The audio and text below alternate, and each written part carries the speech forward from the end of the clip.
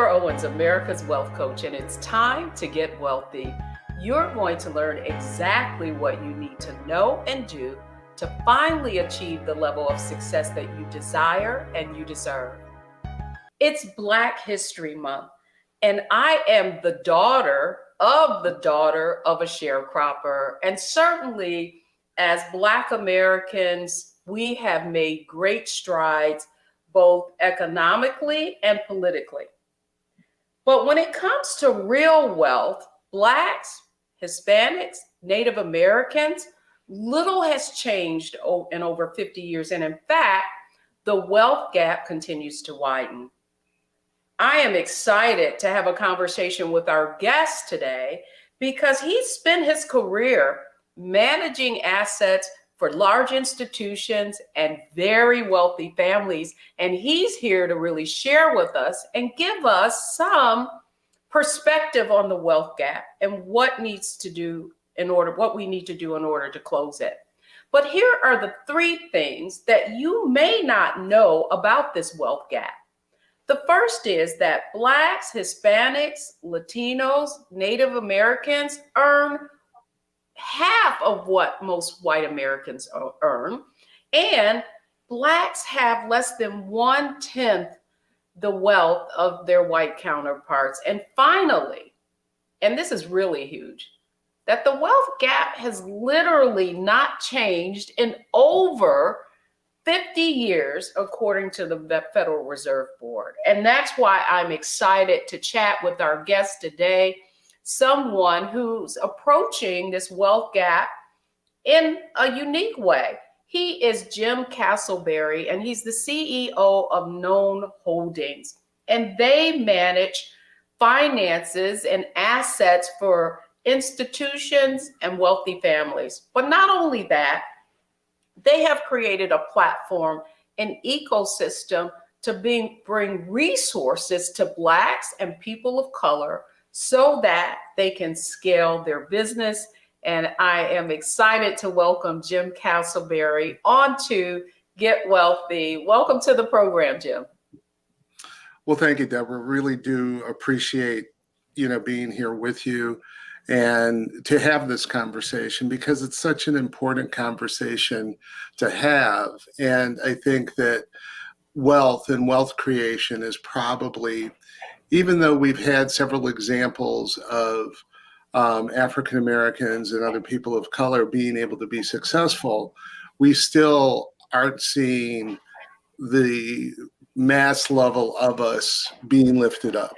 We're still struggling in situations that aren't far different than our ancestors who came out of slavery. And the way that we do that and the way that we look to be able to change that is by creating better access to capital, by putting people of color in decision-making positions to be able to make those decisions and to be able to make those allocations that currently aren't being made or haven't been made or have been made or set up in a program that was a subset. All of the minority inclusion programs usually were just set-asides of the whole. So where there was greater wealth being created outside of that, we were put in a position of almost having to be crabs in the barrel for the scraps that we would get on the side. Well, no, I mean, it is interesting because before we get into the conversation, I really feel like it's important for people to know your own backstory and how you came to take this path toward managing and have managed billions of dollars. So Jim, where did you get your start on this path? Well, Deborah, I am a child and grandchild of entrepreneurs. My grandfather came up to the Chicago area from Wedowee,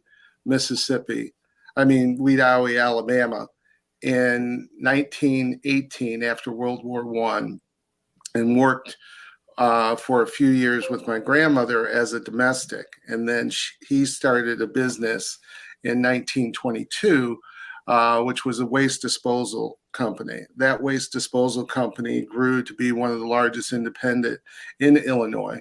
And we sold to Waste Management in the mid 70s. I grew up thinking that everybody had a safe in their kitchen because we used to have payroll Thursdays, and one of my jobs was to put the change in the payroll envelope because you didn't write somebody a check who was a weekly worker. But that experience instilled in me with my parents to be able to be entrepreneurial.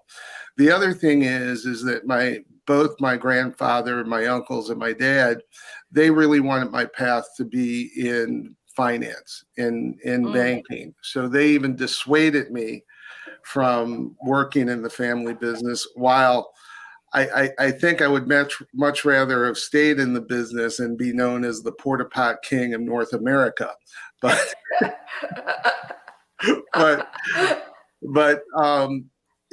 again, it was the connections of growing up in the community that I grew up that gave me the opportunity to be able to get one of my first jobs, which was at First National Bank of Chicago in the trust department. And that was one of my awakenings to where I was seeing familiar family names in the neighborhood that I lived in. They lived in the same size house, but their family had 8-figure wealth, right? Yeah. And it wasn't that we weren't doing well and we weren't thriving. You know, my parents were very much focused on education. My oldest sister is a physician. She went to Harvard and University of Chicago. My sister, who's also older sister, 5 years older, she went to Smith and London School of Economics and Northwestern. So the expectation of excellence was really just really indoctrinated into me. And so as much as I tried to resist it, I saw seeing the opportunities that had to go beyond just education, because there was something different. Even though we were business owners, even though that we had education, we still weren't in the position to accumulate the same level of wealth. And so throughout my career, being at First Chicago, then I worked at the John D. and Catherine T. MacArthur Foundation, running a portion of their portfolio. And then later I ran my own firm. And then I was a consultant with one of the largest institutional investment consulting firms and consulting, where I advised some of the largest asset holders on the planet and pension funds. And after that, subsequently started to work with investment managers to help them be able to navigate being able to get allocations from asset holders. And when I say asset holder, I'm talking about wealthy families. I'm talking about foundations, endowments, and institutions, those that have some level of a gatekeeper, which are in front of you to be able to determine if you get or don't get selected for particular opportunities. But that's in a small nutshell. I think that's my career and where I am now. That's your career. What I'm most intrigued about is the fact that even though your family had been quite successful, certainly if we were to look at within our community, you had hit, you were in a certain socioeconomic, right? That one of the highest socioeconomic realms for African American people. And by the way, I just wonder how far away Wedowee, Alabama was from Pineapple, Alabama, where my mother, right, was born and my grandfather was born. But I say that, Jim, the framework of Get Wealthy and the premise of it is really to dispel a lot of the myths about what it takes to be financially successful, and to double down on the fact that there is a difference between income and wealth. And I think that you've sort of, that is the conversation that we're having. So just for the framework, the first segment is really around mindset. Mm-hmm. And the question I have for you really is, I really believe that the financial success roadmap that Black Americans, people of color, were given is exactly what your family was able to really provide you at a very high level, and that is education and a career and access to a career that paid a very significant living. But if you were to look at that from the standpoint of most African Americans and the fact that we have very little wealth, I want to go to the mindset aspect of this and it's great because I can juxtapose this against the sharecropper, right? Mm-hmm. Living, having to never owning the land, right? Mm-hmm. And making a living.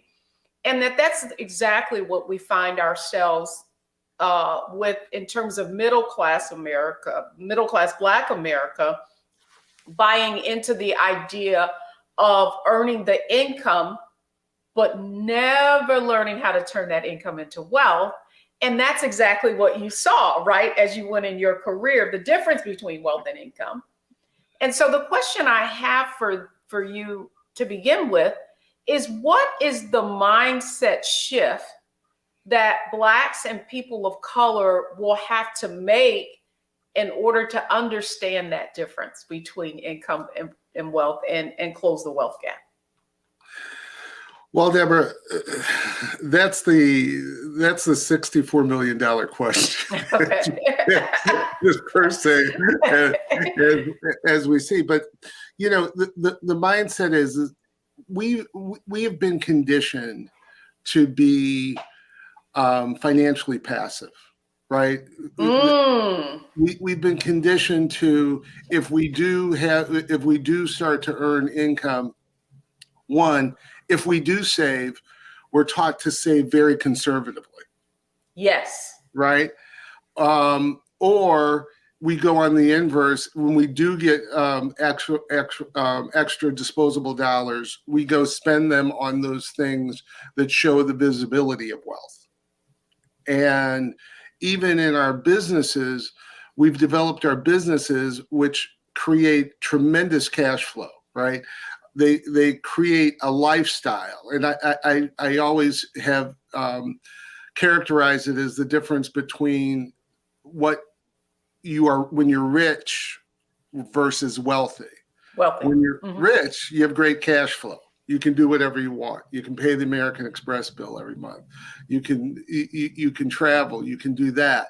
But at the end of the day, when you actually look at the bank, you don't have 7, 8 figures, even 9 figures in the bank that then create generational wealth for the rest of your family and who you want to be able to leave it to.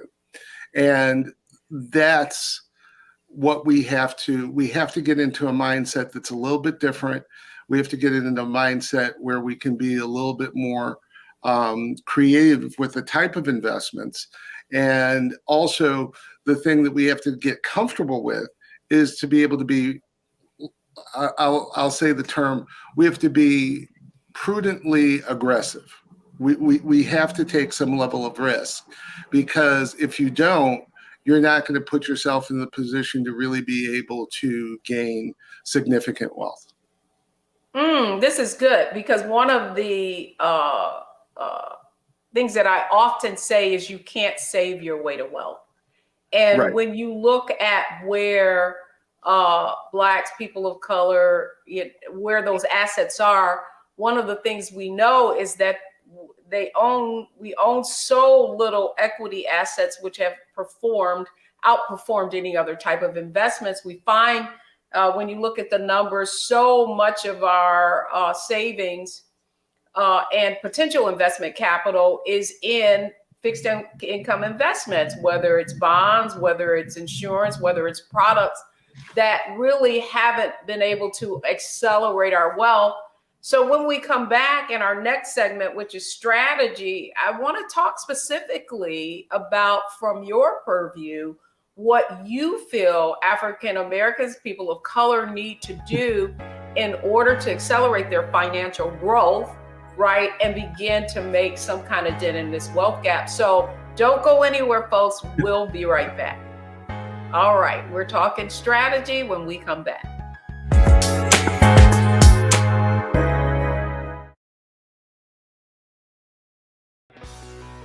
Let's be honest, as successful women, we're crushing it. Maxed out 401k and Roth IRA? Check. Aggressive savings and investments? Check. Yet, the freedom our success was supposed to buy can leave us stuck on the six-figure hamster wheel, watching retirement slip further down the road. There's another way. Get coaching courses and community at wealthyu.com.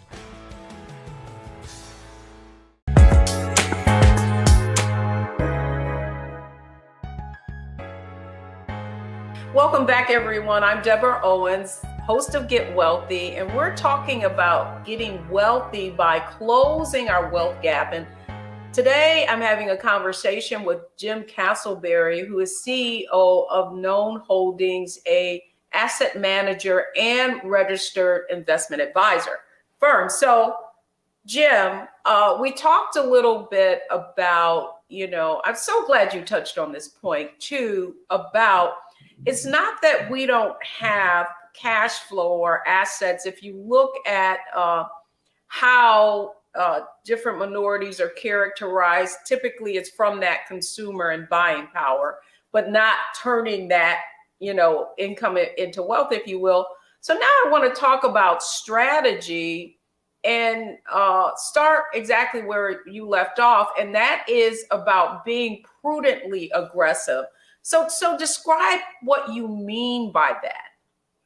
Well, Deborah, there's a couple of things. One, for all our young people that are just starting out in the first job, one of the things that they are given, but a lot of them, because of student loan debt and because of a lot of the other things that are faced, they don't take advantage of it, and it puts them at an immediate disadvantage, is the 401k programs that are available through the jobs.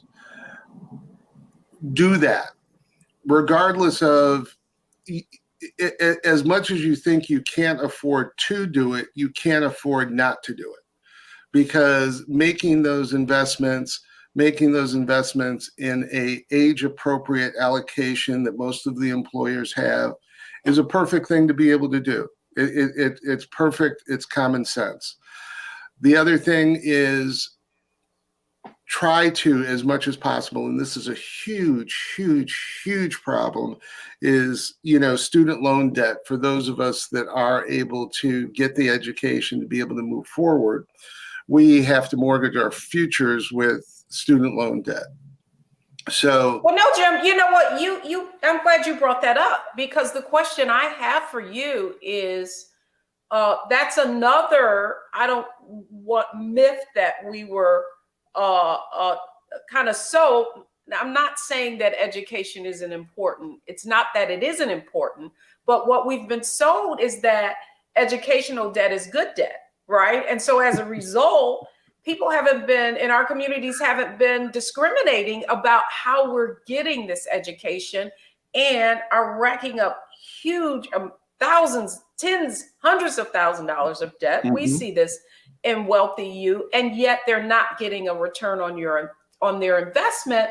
And so I'd love to hear your thoughts on a strategy that parents and individuals themselves need to consider when they're making that choice, so that they don't mortgage their future.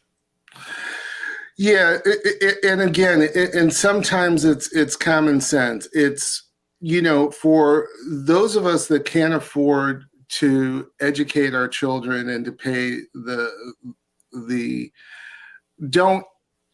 don't feel like you're doing your child a service, or you're doing them a disservice if you can pay for it, but you think it's a good idea for them to take out debt to build character, or to build, to have skin in the game.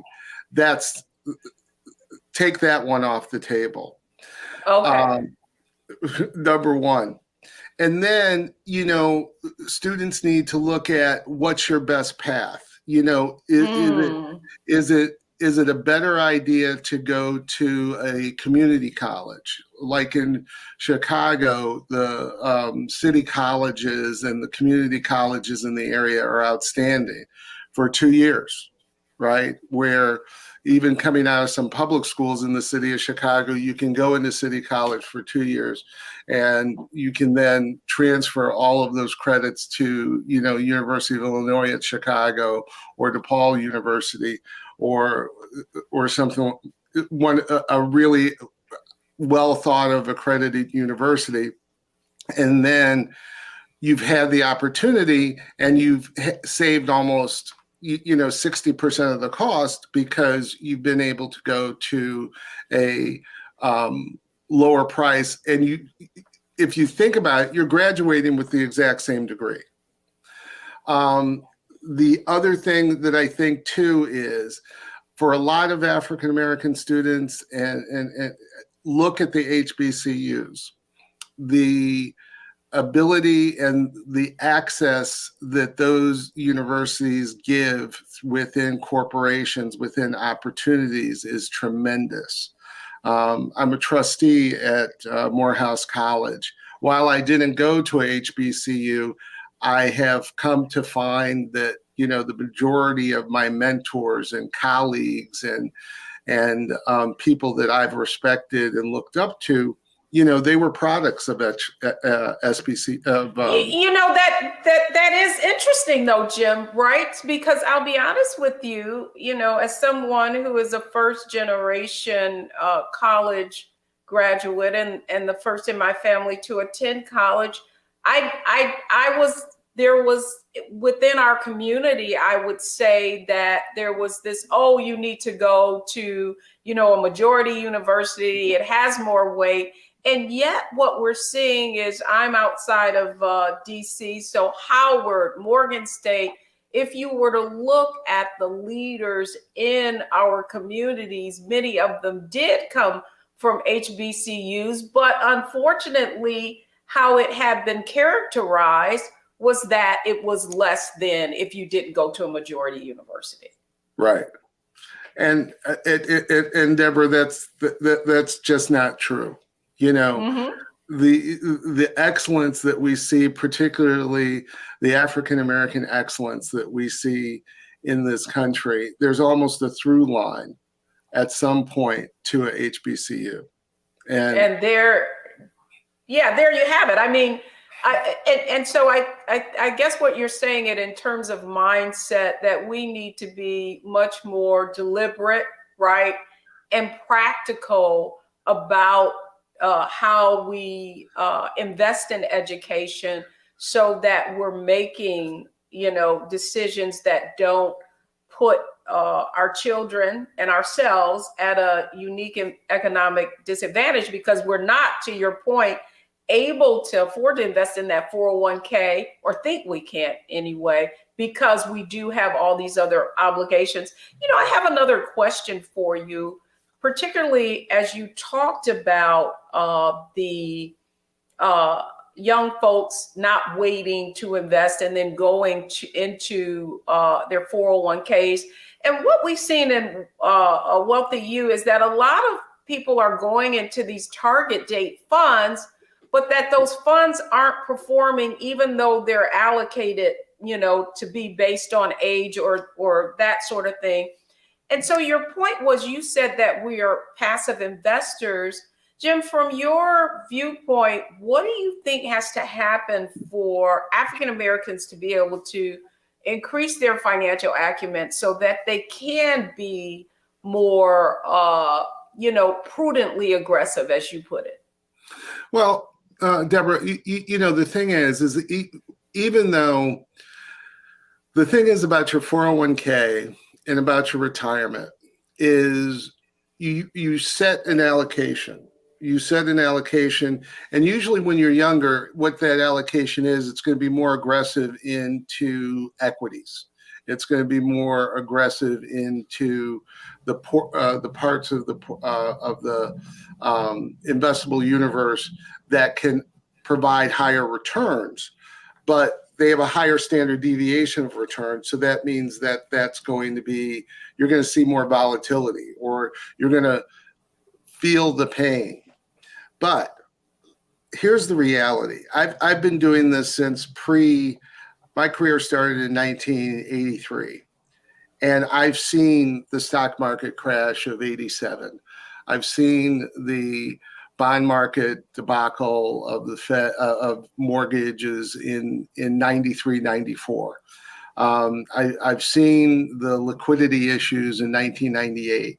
I saw the dot-com bust. I've now seen, the almost financial implosion with mortgages and the financial markets being in trouble in 2008.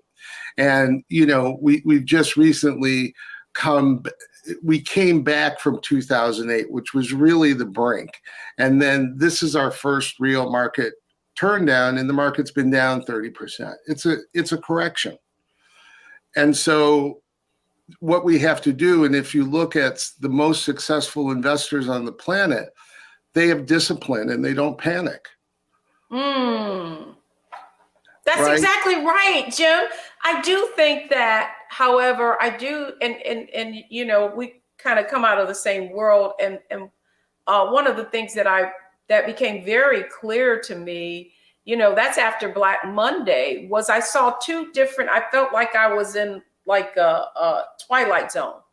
I saw middle class folks who I hail from Detroit. And so I'm at a Merrill Lynch office. All these people are, kind of like managers or factory workers were buying the company stock, Ford, Chrysler, GM.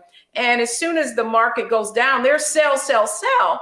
But what I saw was our wealthiest clients come in that evening and really be very deliberate about the investment choices that they were making, and they were picking up those companies that fell, not because there was anything in terms of intrinsic value change, but simply because of, fear. It sort of goes back to Warren Buffett's be greedy when others are fearful. And I certainly feel like that's the point that you're making, that over time, what we do know is regardless of those ups and downs, that we're going to be much further ahead. And I want to go back to that other question when we come back, because we only have 30 seconds, is okay. What do we need to do then to help help Black, close the wealth gap?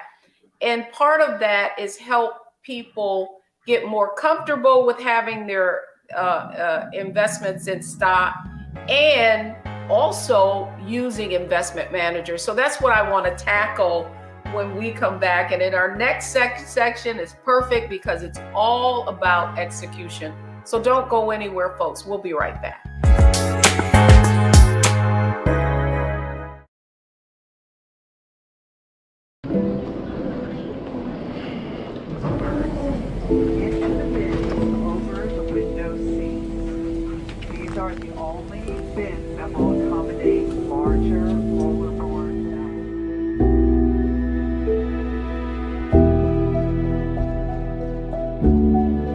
Put 10 in here? 10, and you don't come out till you die. And you eat him, you hoop 10. Oh my God.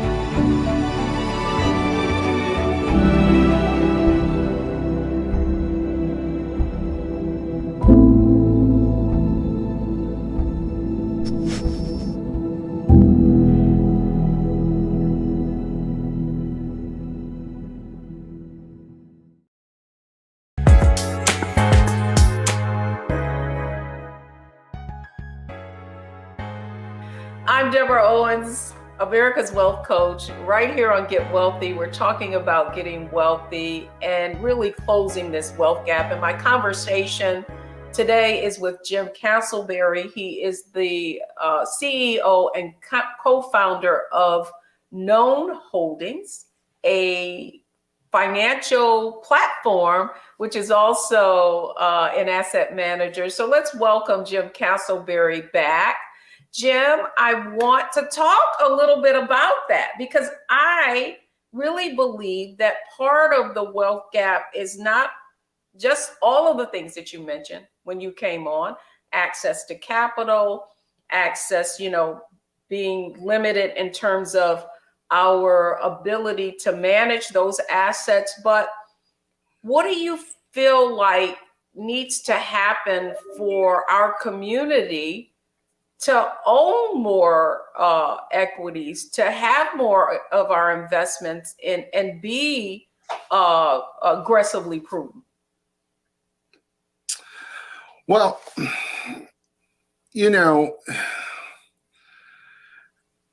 I think the best thing that we can do is,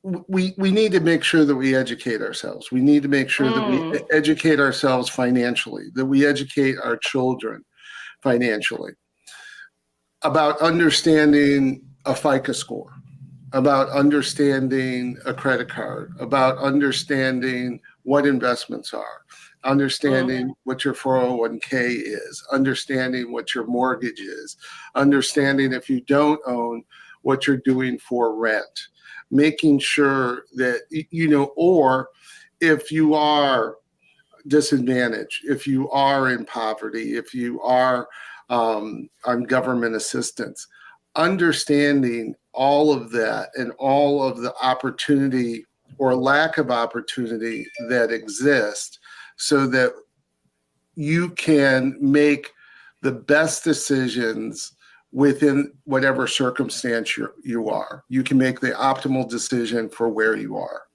That doesn't, if you're starting at the very bottom, if you're starting midway up the stairs, or if you're starting at the top of the stairs, the thing that you can do is for where you are. If you're on the floor or below the floor, you should work to be able to make the best decisions that are applicable to you. That's one thing to be able to do. And then once you have that plan, stick to it. Continue to exercise it, to be able to move forward with it.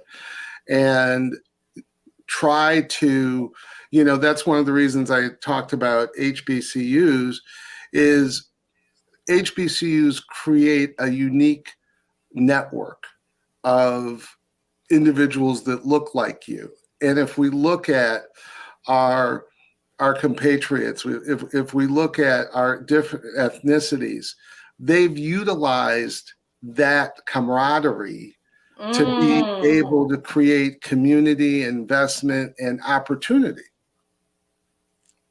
And I think what you're saying, Jim, is you're talking about social capital. Yes. And, that social capital, which to me is one of the most valuable assets of all, that in many cases we haven't learned how to leverage, I think is the point that you're making.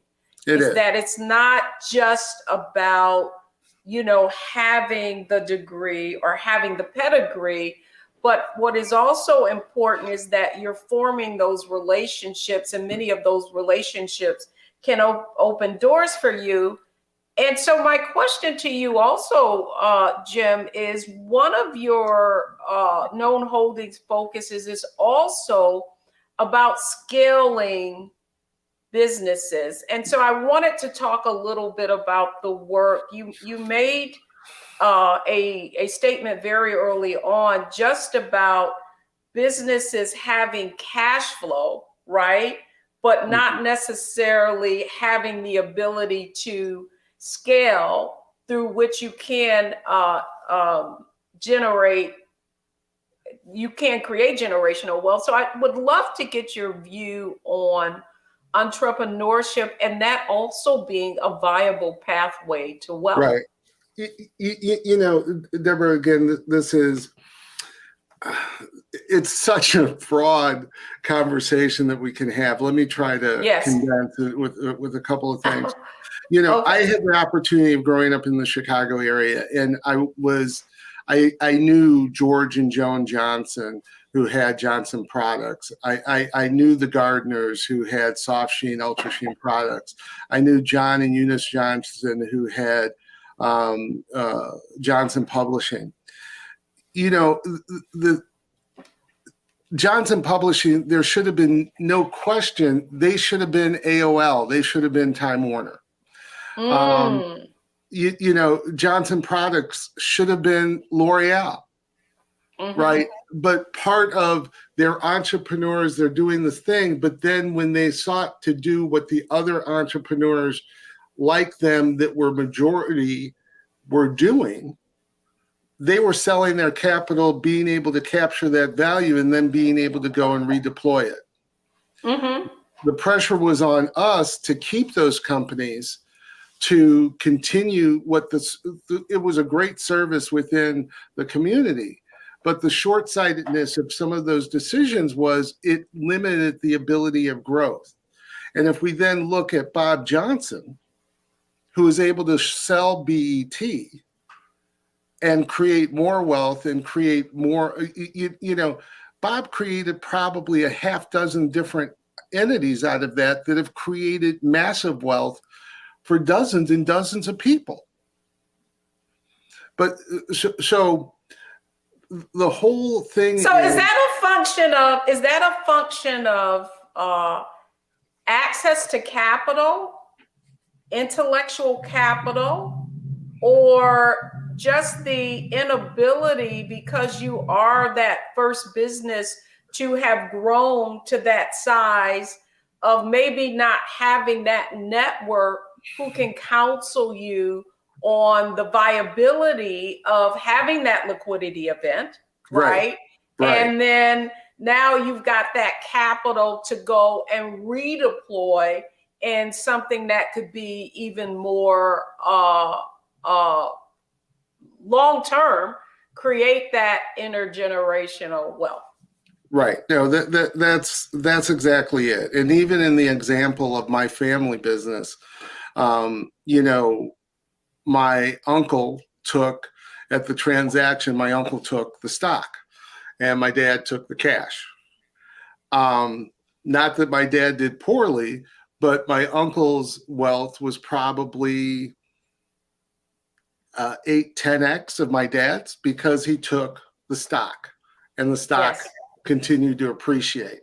Now, my dad took the cash, he invested it in, you know, in another business, and that business grew and it did fine for, you know, for me and my sisters and for our family. But it wasn't the same effect of what happened with my uncle. So again, that's two lessons there. It's the lessons of being able to redeploy your capital once you have been able to sell. And then it's also taking a greater risk. The less risk was to take the cash, right? That's what my dad did. But the greater risk was what my uncle did by taking the stock. So we have to be able to understand, and Deborah, one of the things you keep on alluding to, and I say myself, is one of the biggest differences of why I think that with what we're doing with Known and with what I'm trying to do with the network of folks that I'm working with is different, is we didn't exist 40 years ago. You know, there was nobody in the business that had 40 years of institutional investment management experience, who had been a consultant, who had been an allocator, who had worked at MacArthur Foundation, that had worked at JP Morgan Chase, that had worked at Aon Consulting. We didn't exist. And so the ability that we have, one, to have that experience, but two, to be able to, as you've alluded before, to be able to counsel business owners on what to do when they have these events, when they have these opportunities, because we've literally been able to be in the position of, through the wealthy families that I've worked with that have had IPOs, to be able to set up their generational platforms with foundations and their endowments and how they invest and how they're able to move forward and how they're able to move money back into different communities. That's something that just didn't exist and that we have now. And so that was one of the biggest reasons of why I felt that it was imperative that we start known, because we have to build this infrastructure for the BIPOC community. Well, you know what? It's interesting, Jim, because just in that conversation, in that response, I really understand the name of your business now, Known, right? I get it. It's like, the point is the secrets of the 1%, right? Mm-hmm. Like, it's a very closed arena, and certainly I spent a great deal of my time in that world, but you even went deeper, right, into what is unknown. Mm-hmm. And so now I totally get the reason for your name.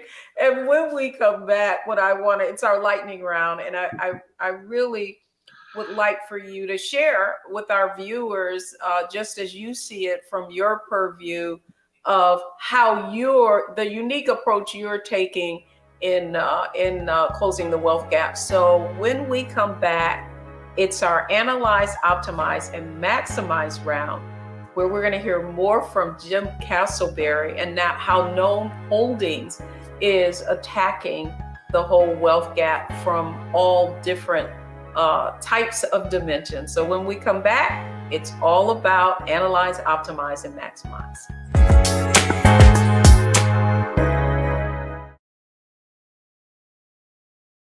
Black Star Network is here.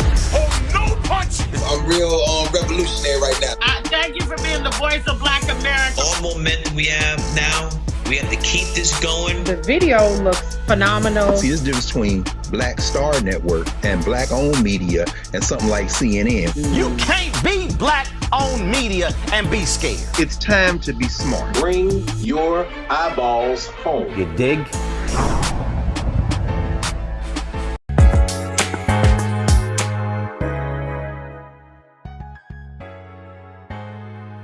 Welcome back, everyone. I hope you've been enjoying this conversation on Get Wealthy, really giving you some insight into the wealth gap, but more importantly, how it exists. And now we're going to talk with Jim Casselberry about how his company, Known Holding, is attacking this problem from all areas. So, Jim, what I'm fascinated about is your approach. And in researching you and your company, what became clear is a couple of things that I really like for you to define. You talk about the new majority, Mm-hmm. and Blacks and people of color. Talk to us a little bit about why that's important.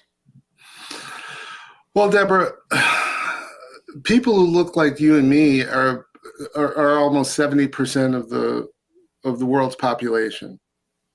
Of the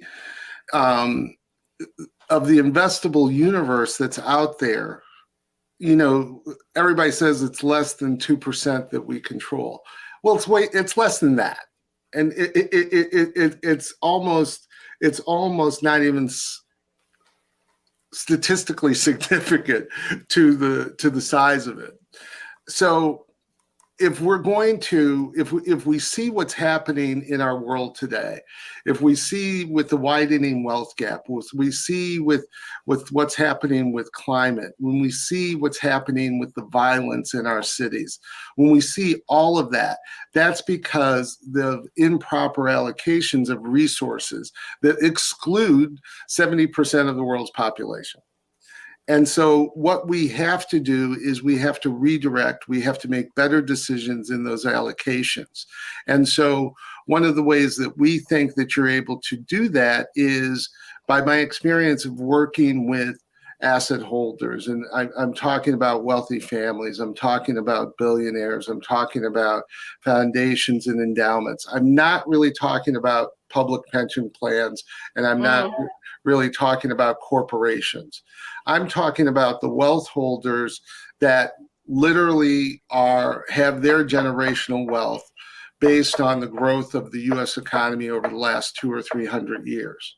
And the basis or the foundation of that economy was based on free labor from African Americans that were brought to this country by the indigenous population that almost went through a genocide here, and and then even Asians coming in for their engineering ability for the Transcontinental Railroad. Yes. So that transfer of wealth is what can be used because those generations, these younger generations, the generational shift, they care about outcomes. They see that their environment isn't healthy. They are seeing the violence in their inner cities. They're seeing the inequities of it, and they care about the outcomes. Not all of them, but enough of them do that and if they want a solution of how to do that, that's what Known is here to do. And we're here to do it because we've done it. We've done investments. So the team that we've put together has done investments. They've done investment banking. They've done asset allocation. We've done this over 40, 30, 20 years, and we know how to do it. I've invested portfolios. I've done probably in my career over $80 billion in investments. And in the last few years, I've invested a portfolio of approximately $1 billion that had a 55% IRR. And it was all basically invested in Black and brown. So for all of this, that people say that there's not a pipeline or there aren't opportunities, what there isn't organizations or financial services companies that are built for Black and brown, that are built for us. Well, I don't argue that, but Jim, as someone who is pragmatic and understands wealth, right? The fact is that wealthy 1% got that way exactly as you described. And, it's fascinating. I was just reading an article about someone requesting I don't know if it was FOIA, if it was a journalist, but the fact that New York Life, a lot of the financial institutions, right, earned a lot of money through the slave trade. And so my question to you is just about flow.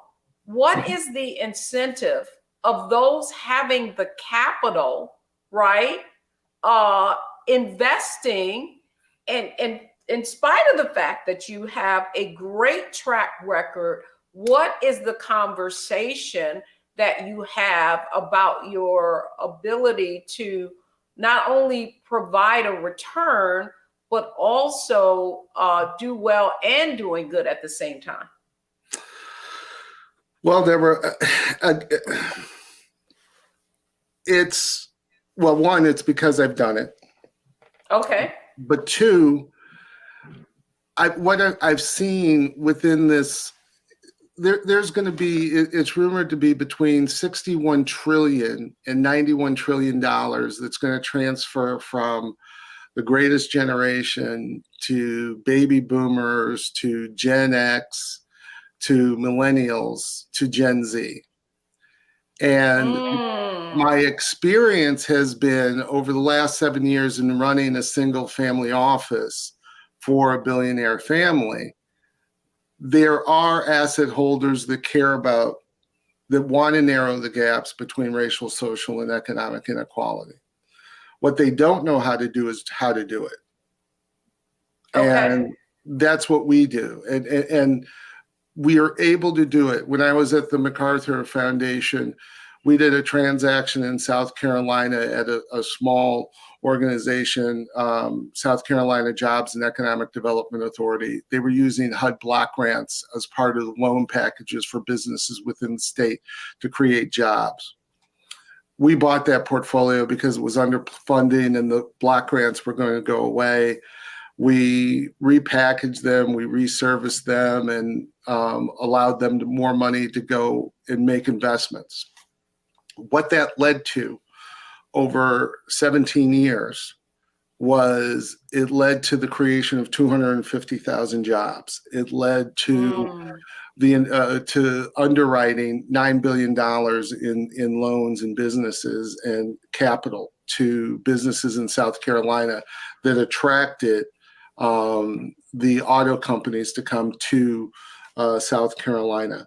My partner, Val Redhorse, has numerous stories of the investments that she's been able to make in tribal lands and on reservations that have, changed the financial trajectory of those communities. The work that I did at MacArthur, the work that I did with Aon in helping large pension fund holders make better investments in Black and brown and minority companies without the detrimental rules or guidelines that sometimes exist that disrupt the opportunity. We've been able to be successful. So it's not a question of if this can be done. We do it. And we can do it, and we can do it confidently. But as you have alluded to, we're going upstream, because people have been indoctrinated with what in the movie Wall Street and Michael Douglas's character Gordon Gekko of coming out that greed is good. Greed is good, yes. Right? Well, it's not. It's not good to be extracted. It's not good to continue this building of a wealth gap. It's not good if we continue on this path that the average wealth of a Black family is going to go to zero. That's what the current trend is. That's right. Right, and we have to. I don't want to get too controversial, but one of the things I believe is that the gun violence that we're seeing in our city it's an economic problem. It's an economic problem. Absolutely. Poverty is violence. I mean, that's a fact, right? So you're creating, but I think what else is happening? I think so often we think about violence in the inner city, but now what we're seeing is it's not just the inner city, it's happening everywhere. It's happening in rural communities, it's happening in affluent bedrooms communities. It's happening everywhere.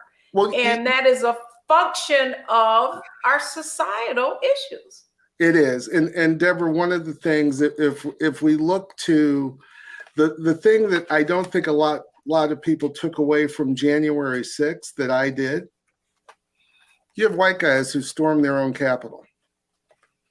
There's a problem because they're feeling as if they're disenfranchised and they're feeling like they have problems. That means that our economy needs to do something different. We need to do better. That's good, Jim. And we're going to wrap right there. Man, an interesting conversation. Hey, let's keep us apprised of what you're doing. Let's keep this conversation going. I think that the work you're doing is critical. And I really want to thank you for coming on Get Wealthy and having this conversation with me today.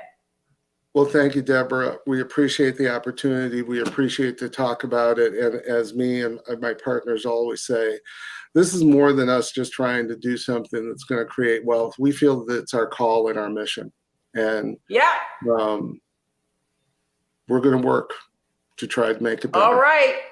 I love it. It's the mission and not the money.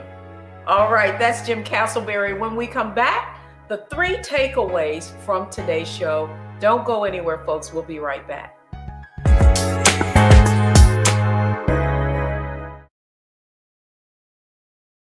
When you talk about blackness and what happens in Black culture, we're about covering these things that matter to us, speaking to our issues and concerns. This is a genuine people-powered movement. There's a lot of stuff that we're not getting. You get it, and you spread the word. We wish to plead our own cause.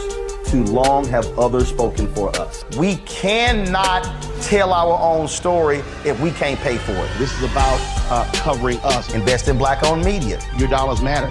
We don't have to keep asking them to cover our stuff. So please support us in what we do, folks. We want to hit 2,000 people, $50 this month, raise $100,000. We're behind 100,000, so we want to hit that. Y'all money makes this possible. Check some money orders. Go to P.O. Box 57196, Washington, D.C. 20037-0196. The Cash App is $RM Unfiltered. PayPal is R Martin Unfiltered. Venmo is RM Unfiltered. Zelle is Roland at RolandSMartin.com.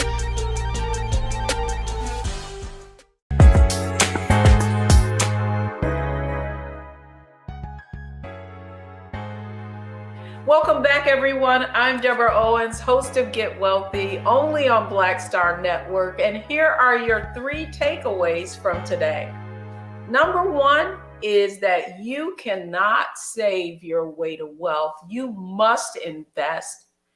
And as Jim Casselberry said, be prudently aggressive and learn what you need to do in order to have your money grow.